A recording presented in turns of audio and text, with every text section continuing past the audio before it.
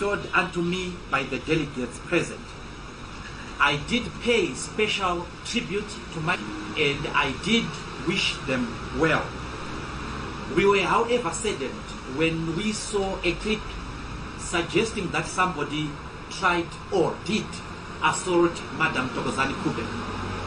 We do not condone that barbarism, and we have instructed the Secretary for Security, the Secretary for the Youth Assembly, as well as the National Chairman's Office, to work together with the officials at the Harare International Conference Center to identify the culprit or the culprits and bring them to book.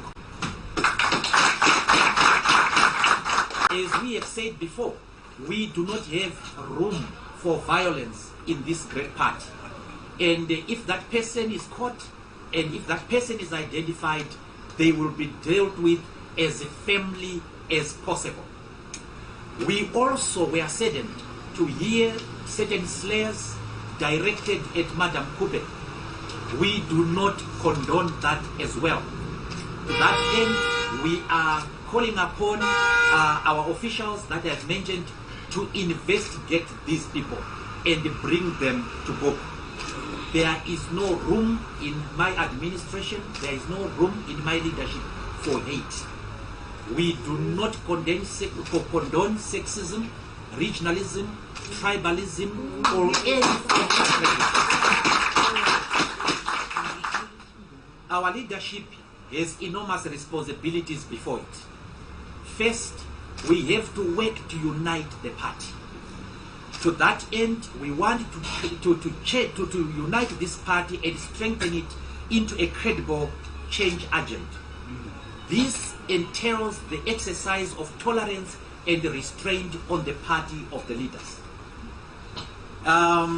We appeal for patience from our members as we try to find each other as a leadership.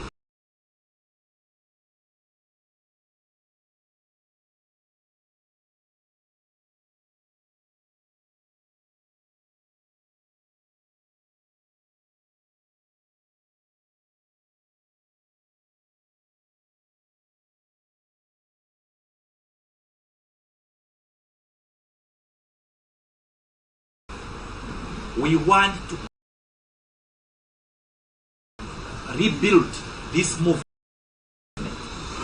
The second responsibility we have is to rebuild the entire opposition. To that end, we will be reaching out to our brothers and sisters within the opposition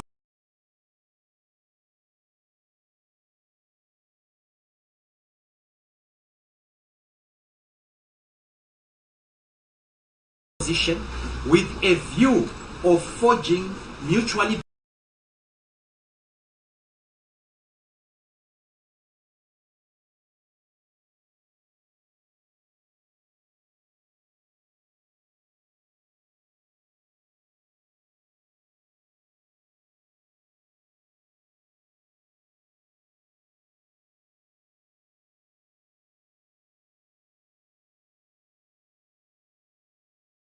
beneficial relationships and the collaboration.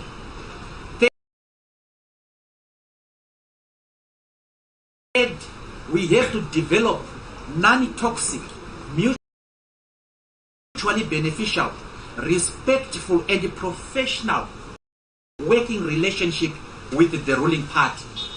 It is our duty as the major opposition party in this country to make sure that we keep the ruling party on its toes to deliver its promises to the people of Zimbabwe.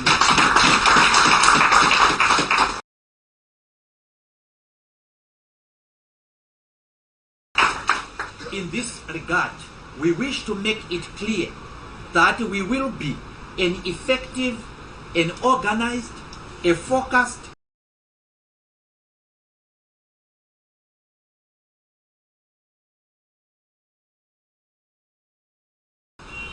but responsible and patriotic opposition.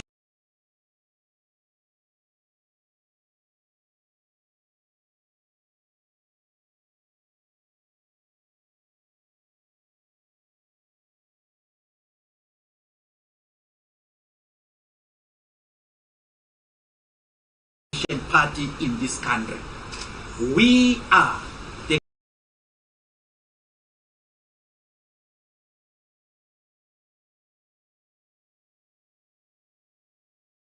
government in waiting. What we will demand from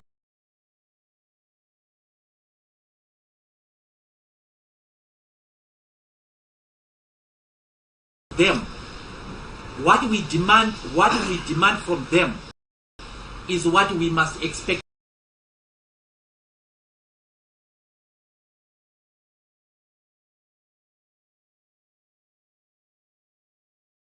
them to demand from us when we become the ruling party, and it is only a question of time.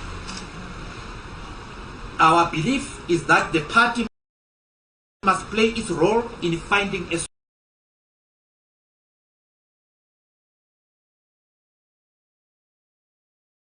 solution or solutions to Zimbabwe's problems.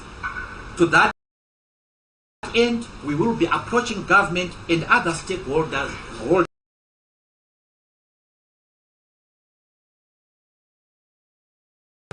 with the concrete proposals on how to redress the Zimbabwean situation.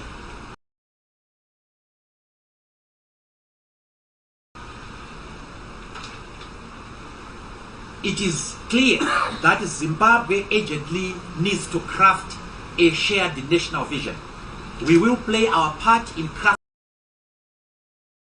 the national vision of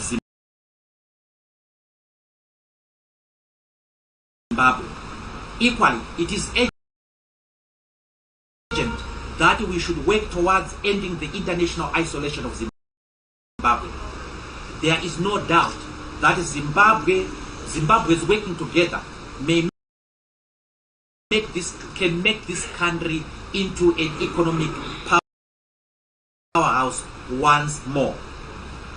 The National Standing Committee of the MDC will be sitting shortly to discuss urgent business relating to the just ended Congress, as well as the program of action for next year. I will proceed to announce or reiterate the leadership of the MDC.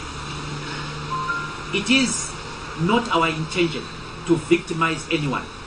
Everybody, every leader, every member of the MDC has a role to play in bringing success. But this is the leadership of the MDC as things stand. The National Standing Committee. President, that is myself, is elected by the Extraordinary Congress. Our first Vice President is Dr. Thokozani Kupe. This is by operation of the Constitution. We were having an extraordinary Congress to elect a substantive president. And therefore, the Vice President elected at the 2014 Congress remains Vice President of the party. I will be proposing to the National Council that we will sit sometime in January. As you know, in terms of the MDC Constitution, the first National Council sits as continuation of Congress. So there are certain legal things that we need to deal with in order to bring our Constitution in line with the National Constitution. That entails the appointment of a second Vice President. And I will be proposing to the National Council that the second Vice President will be Engineer Elias Mwonzora. But of course, this will be pending the decision of the National Council in view of the ruling of the Supreme Court. The national chairperson of the party remains Senator Morgan Komich. Because Engineer Muzuri is moving, hopefully, to be the second vice president, we are going to have a vice national chairperson as Major Giles Mutsekwa. The Secretary General is Madame Paulina Mpariwa. As you know, she was the Deputy Secretary. Abilities as a trade unionist, as a former minister, and as a veteran parliamentarian. She will be deputized as Deputy Secretary General by Dr. Tichiwanani Mavetera. Dr. Tichiwanani Mavetera was was a national executive member. In 2014, he was Secretary for Mashingo Province. The national organizing secretary remains Mr. Gift Chimanikire, again a veteran trade unionist and a veteran negotiator. And I've no doubt that this is not the end of his movement, given his tremendous abilities. I'm also glad that this also deals with the regional balancing that we want to do. Mr. Chimanikire is from Mashona and Central. He will be deputized as by Mr. Rhino Mashaya.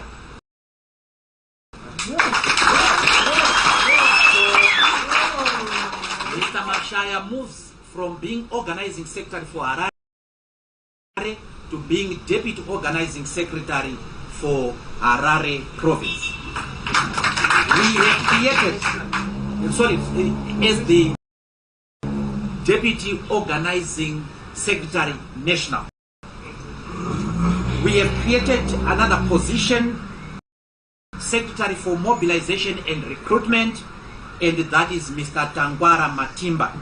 Mr. Matimba was the secretary, organizing secretary for Nikaland province.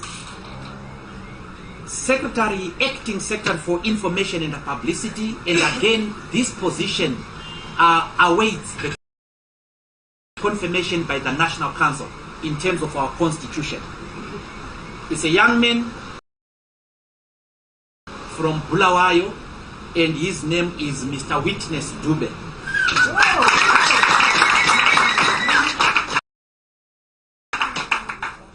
He will be deputized by the Deputy Information and Publicity Secretary, Mr. Kalipani Pugen.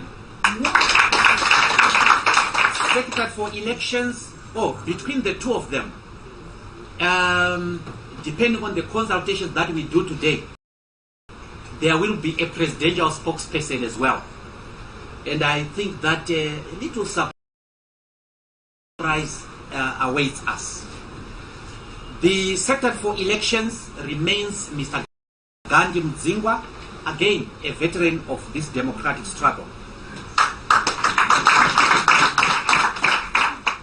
Secretary for Security, again this is a young man who has distinguished himself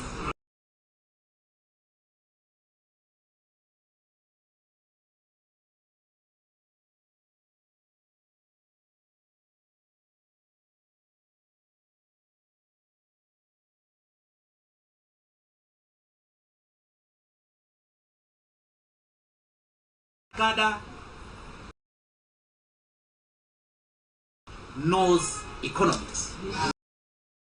Yes. He knows his job.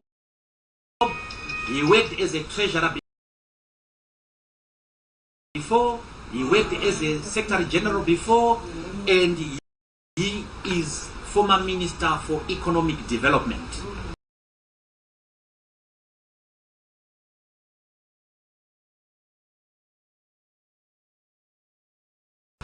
He's a friend of mine.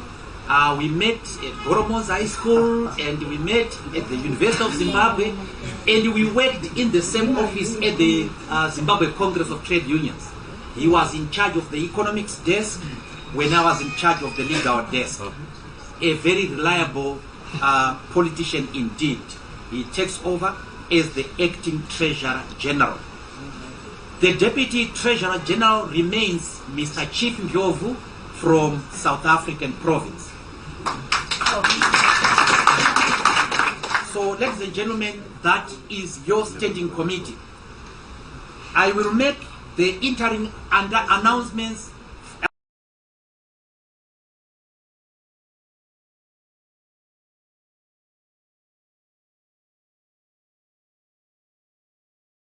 an announcement for the National Executive Committee. This is not in order of importance, but in order the order that we have written them.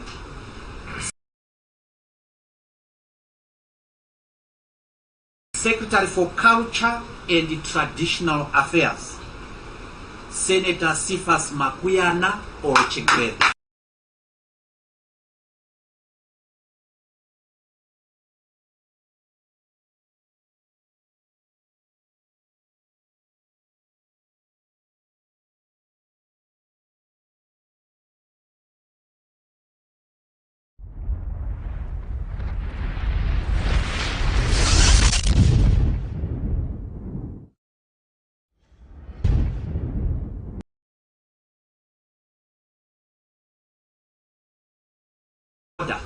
Of importance, but in order the order that we have written them. Secretary for Culture and Traditional Affairs, Senator Sifas Makuyana or Chigwede. Secretary for Finance and Economic. Mr. Senator Makuyana is a veteran trade unionist, a founder member of the MDC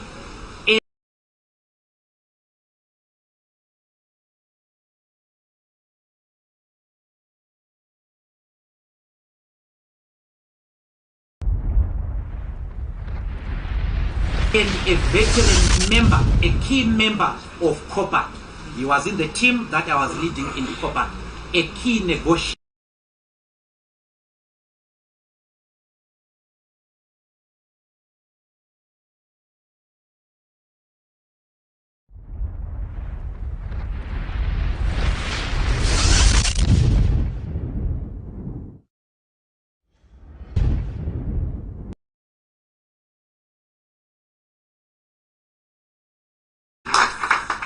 Secretary for Industry and Commerce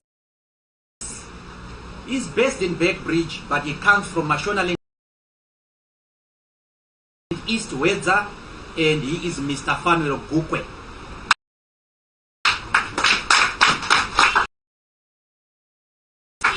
Secretary for SMEs and Entrepreneurship, have I pronounced well? Entrepreneurship, Mr. Edwin Kakora from Mazoe. Secretary for Education, a member of the DMTL, Mr. Edwin Zambara. A very, very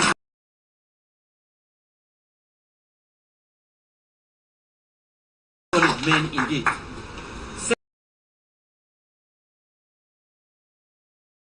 Secretary for Labor and Social Security, a veteran trade unionist, a founder member of the MDC, a veteran negotiator, James Makore. Station in right now, but comes from Chile in Mashingo. Secretary for Environment and Climatic Change, all the way from Matebeleland South, Miss Sipo Mokone Ndlovu. Secretary for Tourism and Hospitality Management, Miss Jacqueline Zwambila from Chebutu. We have created a Secretary for Diaspora Affairs, Mr. Tonderai Manyanga, Secretary for Information Communications, lady based in South Africa, in the South African province. More blessings, Tembo.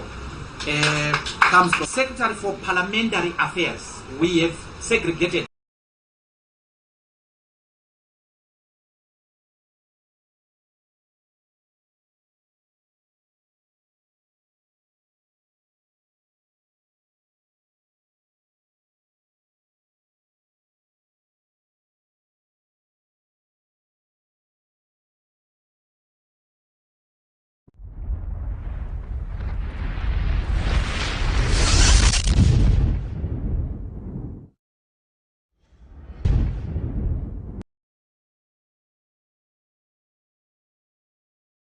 a young lady based in South Africa, in the South African province.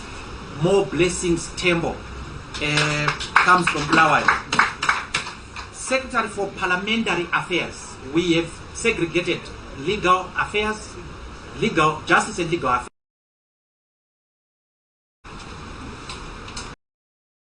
The first one is Mr. Peter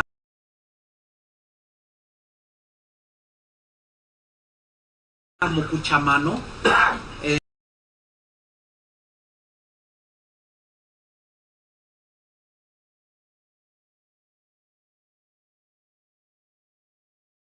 from Harare West.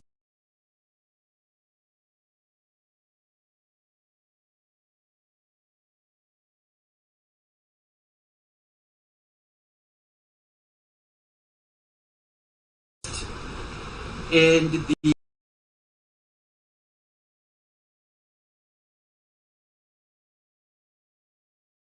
the second one is Mr.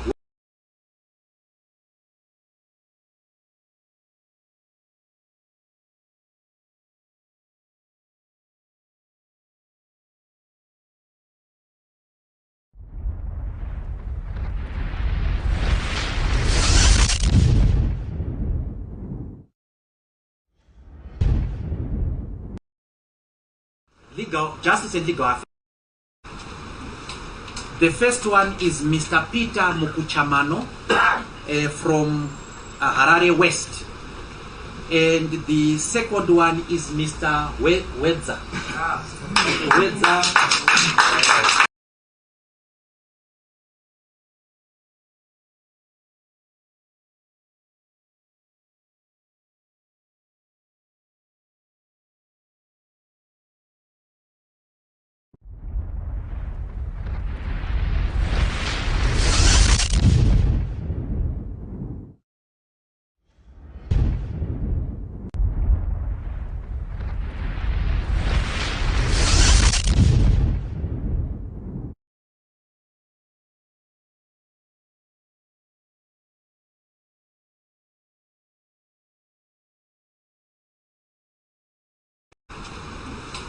The first one is Mr. Peter Mukuchamano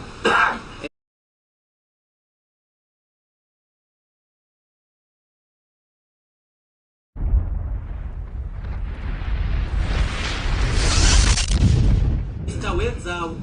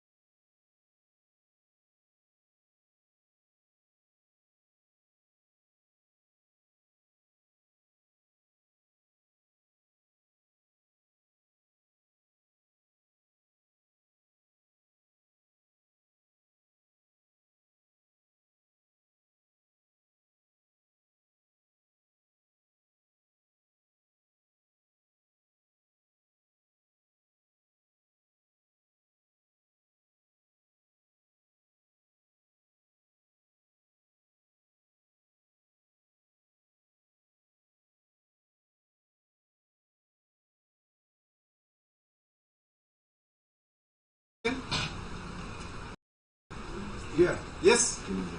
My name is Richard Ompondo from Newsday. I wanted appointed Dr. Kupe and others who are in disagreement. I wanted to find out from you, why are you rushing to make these appointments and announcements? Because they've also said that they will be taking you to court. Are you not, is it not good that you wait for the court outcome, then you make appointments after that? Then you also spoke about... what's your last one? You also spoke about the presidium, let me say. To say that you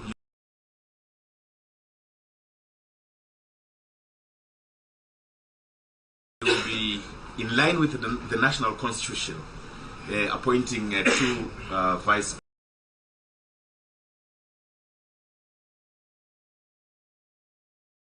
presidents to the party. This is a government in waiting. People have been complaining about the bloated government. And are you just copying and pasting what ZANU-PF and the government is doing? And do you think this is healthy for a government in waiting? Thank you. We'll take this round and then do the final round. President. Oh, thank you very much. The leader of the opposition, well,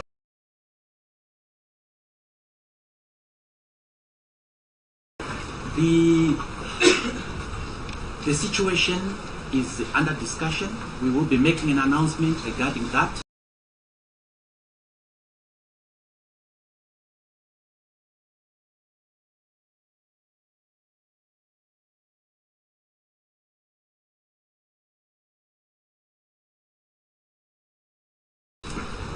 But the fact of the matter is that we have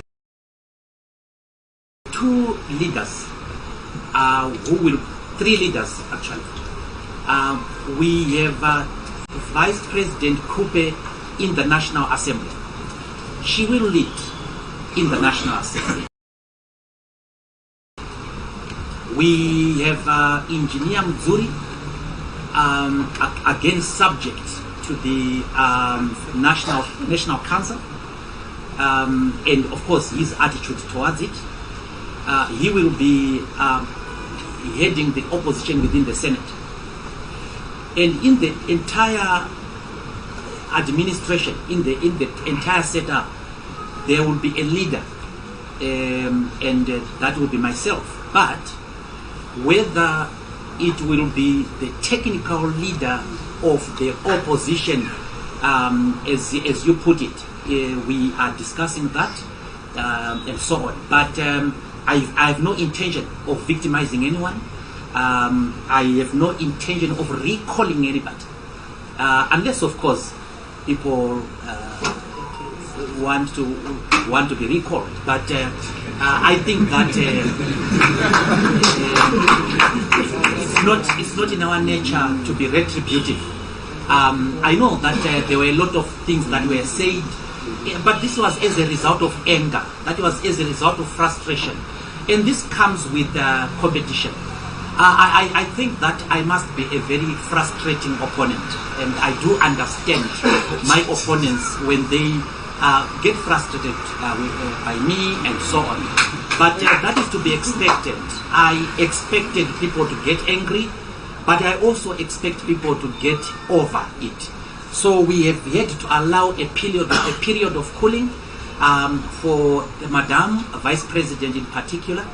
I know she will cool down. I know that she will come back and assume her responsibilities. I'm sure she knows the enormous responsibilities that are on her shoulders. So to answer the question of whether I did reach out to her, the answer is yes. We have been talking, not very formally, but through some channels. so that we resolve whatever issue was there. The same applies to Engineer Mzuri and Senator Komichi. I will be meeting Senator Komichi sometime today, and we will discuss that. But I want to make one thing clear, and it is that if you look at the figures, after everything is said and done, we just have to look at the figures, and the figures speak for themselves. I know some people were saying that Manicaland should not have voted. I don't agree with that. But let's subtract the votes of Manicaland, about 380 votes that came from Manicaland, assuming that those people voted for me. Subtract them from the figure, and a winner still remains the same. So I think that we must also learn to accept it when we do not succeed. But as I said in my acceptance speech, this was a contest and not a fight. And as I said, I did understand the frustration that my colleagues could have gone through. But I trust that they will go over it for the benefit and the betterment of their party. The fact that they are in disagreement with me, I have said that I want people in this party to be free to criticize me as their leader. They must be free to disagree with me. They must be free to speak truth to power. That is the type of leadership that we want to bring. So I will be allowing people to criticize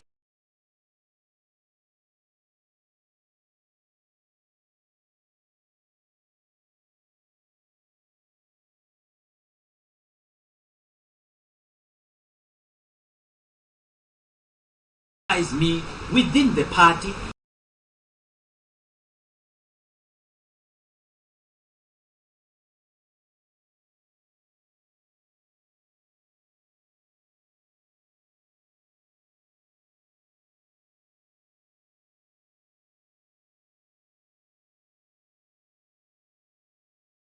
Within the organization or within the organs of the party, they are free to disagree.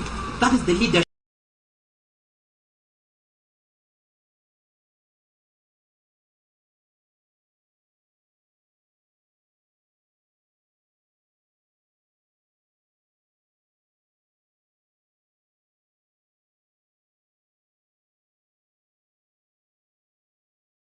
We are about to bring. When we talk of democracy, democracy must not be a mere ideal. It is a way of life. It must be a way of life. I want to bring democracy, and I will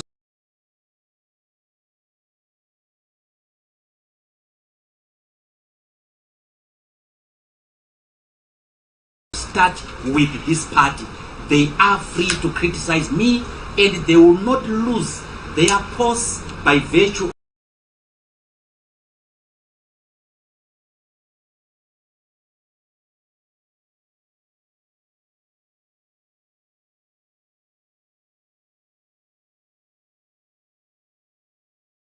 of their criticism of me. Having said that, I encourage leaders to be responsible as well.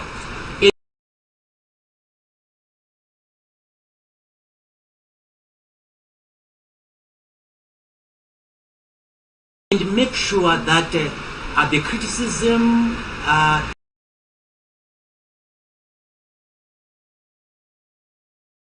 does not become dysfunctional to the extent of destroying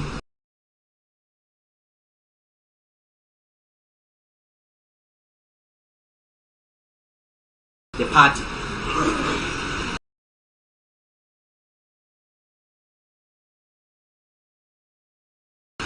$6 million. There was never $6 million that was stolen. I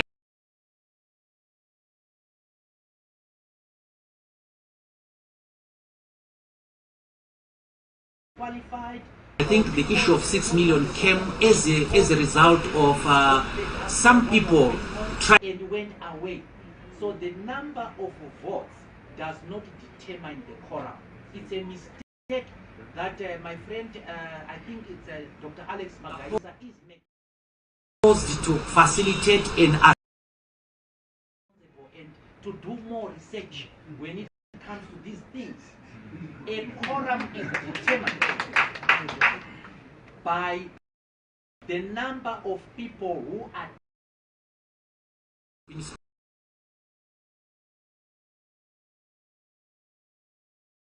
stolen. The candidate will be arrested. So that did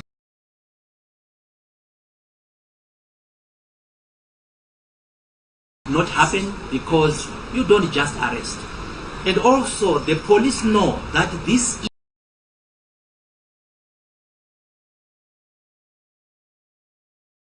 is a big organization. This is an established organization. Attend a meeting at the beginning of that meeting and not at the end of that meeting. So you can see that some provinces. Oh, is he there? He is my witness. He did pose a question to all the candidates on whether they were happy with the voters' roll. And all of them said they were happy with the voters' roll. The voters' roll doesn't become bad because the election is turning topsy-turvy. The problem with this election was the size of the ballot paper. With the size of the ballot paper, people could estimate where the voter was placing their ballot. If it was at the top, it was Madam Coupe. If it was at the bottom, it was myself. And when the bottom started prevailing, then we had this problem. But ladies and gentlemen, at this point in time, I also want to say, on a serious note, these were the same delegates that decided matters between myself and Advocate Chamisa in 2014. They simply came and voted me again. That should not surprise anybody. I did score very well in Matabeleland South. I had 64% of the vote in Matabeleland South. In Bulawayo, 30%. In Matabeleland North, 50-50. And therefore, I do not understand. I think the vote was spread nationally. So I think I've answered all the questions. Thank you. Oh, okay. The old story, I am not on the payroll of ZANU-PF. Don't need to be on the payroll of ZANU-PF at all. This is what opponents who are trying to discredit you do. I do not become a member of ZANU-PF because I have disagreed with you. I was a good member of this party until I disagreed with certain people after the coming in of the Supreme Court judgment. And because of that, I suddenly, in their estimation, became ZANU-PF. Those people who are accusing me of that know for certain that I am not. But people do these things as part of mudslinging and so on.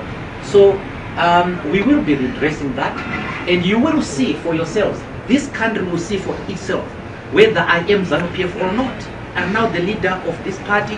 The direction that this party will take will answer all these questions. At any rate, when we say we want to work with the ruling party, it does not mean that we want to be part of the ruling party. We want to work with them. They are a government. We want to take them to account, and we can only take them to account when we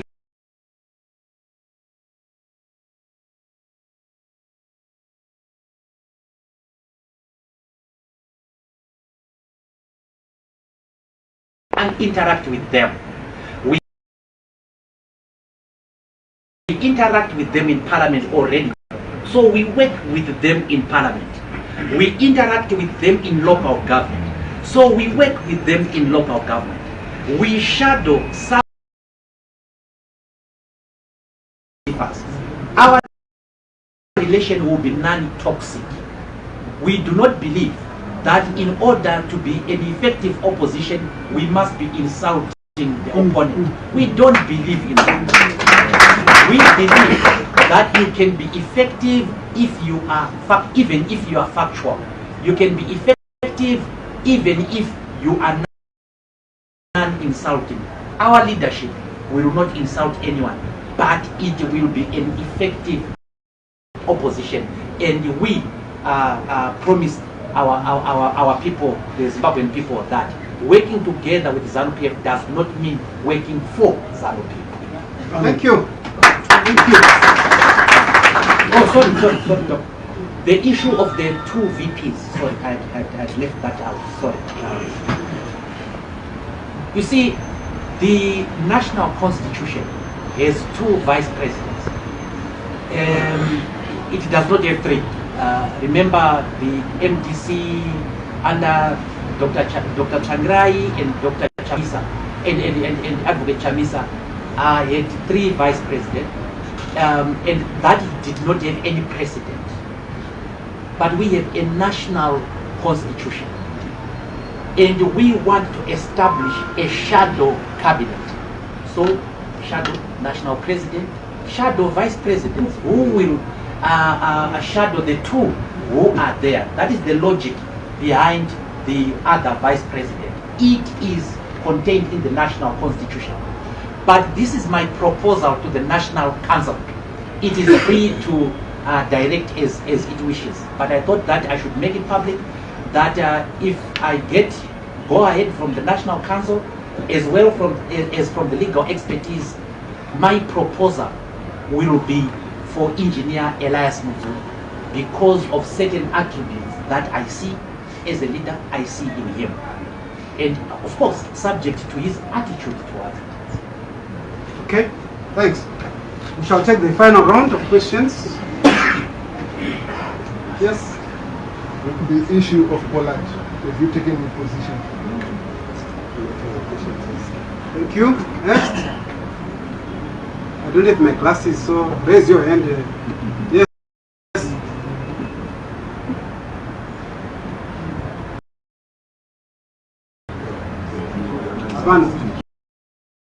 Yes. My name is Lucy Yasin. I'm a freelance journalist. You just said you are going to consult with the National Council. Can you speak up, Lucy? I'm saying you are saying you are going to consult in consultation with the National Council over the appointments of the two VPs. But I want to know what does your constitution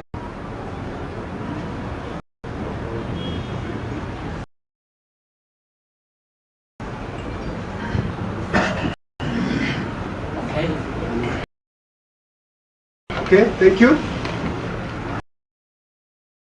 Yes. I'd like to ask if Identify.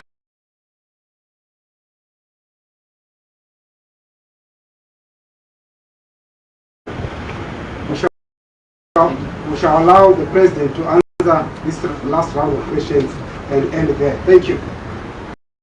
As the MDC, we stand for national dialogue and reconciliation. We have National Council resolutions on that.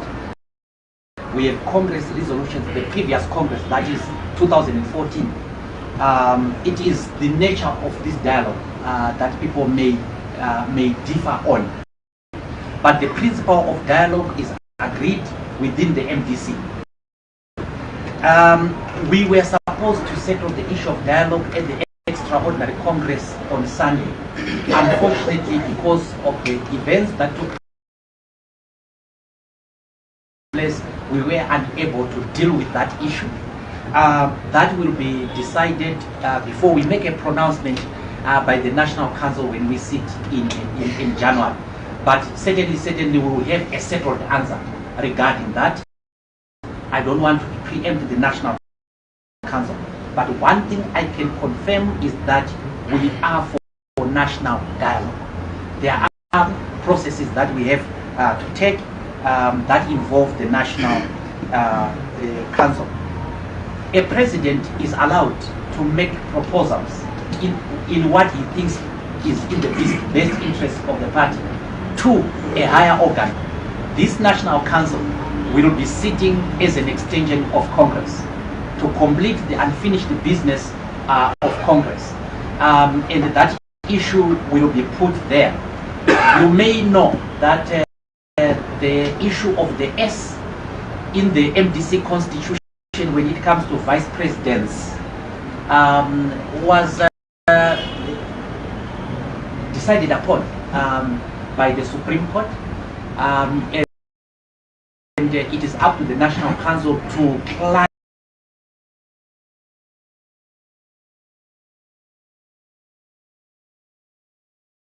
by saying this is Vice President number 1, the first Vice President. This is Vice President number 2.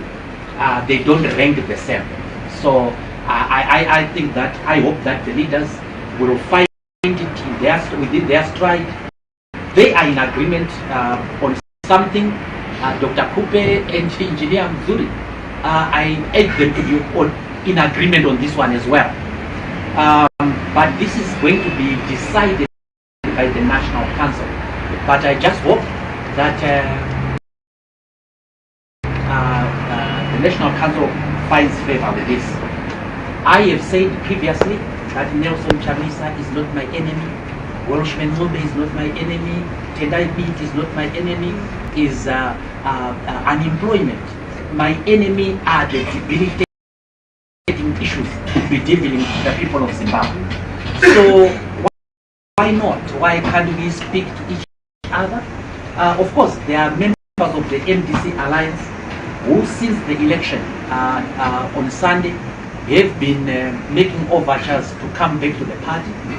We have said that they are free to rejoin their party and so on. So we are not putting any barriers to discussions with other political parties. And we place no conditions on anybody. So